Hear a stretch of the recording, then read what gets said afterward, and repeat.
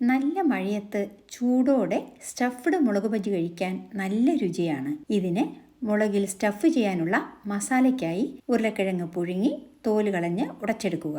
പാനിൽ എണ്ണ ഒഴിച്ച് 2 സ്പൂൺ ഇഞ്ചി വെളുത്തുള്ളി ചതച്ചതും 1 സവാള, 2 പച്ചമുളക്, കുറച്ച് കറിവേപ്പില എന്നിവ ചേർത്ത് വഴറ്റി അതിലേക്ക് 1/4 സ്പൂൺ മഞ്ഞൾപ്പൊടിയും 1/2 സ്പൂൺ ഉപ്പും ചേർത്ത് വഴറ്റുക. ഇനി ഉടച്ചു വെച്ച ഉരുളക്കിഴങ്ങ് ചേർത്ത് യോജിപ്പിച്ച് കുറച്ച് മല്ലിയിലയും അരമുറി നാരങ്ങ പിഴിഞ്ഞതും ചേർത്ത് ഇളക്കി വാങ്ങിവെക്കുക.